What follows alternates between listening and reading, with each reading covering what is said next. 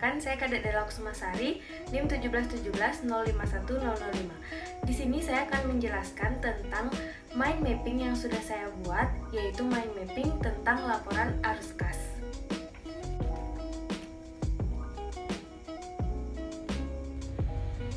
Langsung saja ke pembahasan yang pertama, yaitu laporan arus kas. Jadi laporan arus kas itu merupakan laporan yang menyajikan informasi yang relevan tentang penerimaan dan pengeluaran kas suatu entitas ekonomi selama satu periode akuntansi. Kemudian di sini terdapat manfaat laporan arus kas. Jadi manfaat dari laporan arus kas yaitu melaporkan penerimaan kas, pembayaran kas, dan perubahan bersih pada kas yang dihasilkan dari aktivitas operasi selama satu periode akuntansi.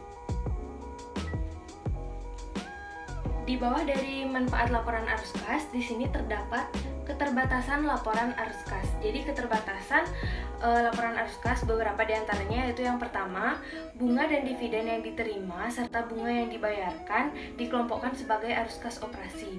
Kemudian yang kedua, pajak dikelompokkan sebagai arus kas operasi dan keterbatasan yang lainnya. Bagian yang selanjutnya yaitu komponen laporan arus kas. Jadi bagian-bagian dari komponen laporan arus kas yang pertama ada operasi, investasi, dan juga pembiayaan. Nah, arus kas dari aktivitas operasi adalah arus kas yang berasal dari aktivitas penghasilan utama pendapatan perusahaan dan aktivitas lain yang bukan merupakan aktivitas investasi dan pendanaan. Yang kedua yaitu aktivitas dari investasi. Ini adalah arus kas yang diperoleh dari pelepasan aktiva jangka panjang serta investasi yang lain tidak termasuk setara kas.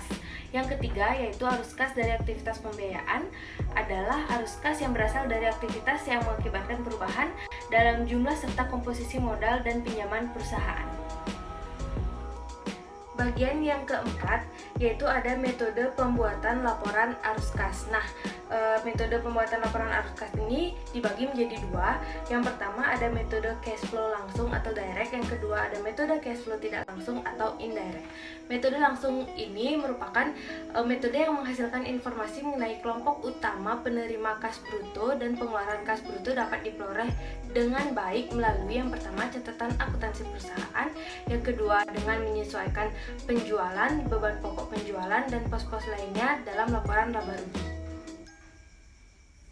Metode yang kedua yaitu metode tidak langsung atau indirect. Ini metode tidak langsung pada arus kas ditentukan dengan mengoreksi laba bersih yang dilaporkan di laporan laba rugi perusahaan. Berikutnya, laporan arus kas ini memiliki hubungan dengan rasio laporan arus kas. Jadi, dengan menggunakan rasio dari laporan arus kas ini, kita bisa mengetahui kelemahan dan kekuatan dari suatu entitas ekonomi.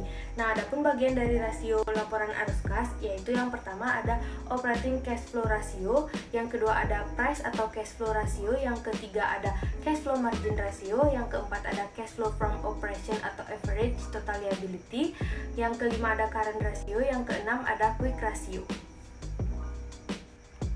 Penjelasan tentang operating cash flow ratio yaitu mengukur likuiditas perusahaan dalam jangka pendek karena berkaitan dengan utang lancar dan arus kas dari operasi.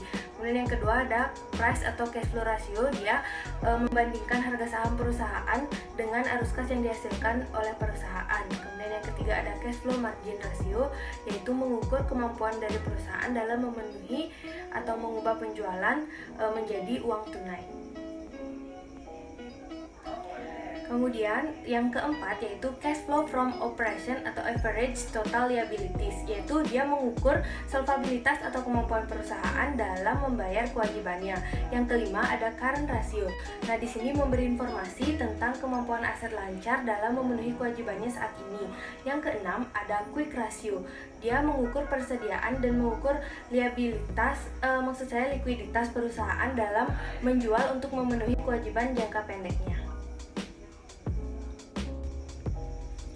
Sekian yang dapat saya sampaikan terkait mind mapping laporan arus kas. Semoga dapat membantu. Terima kasih.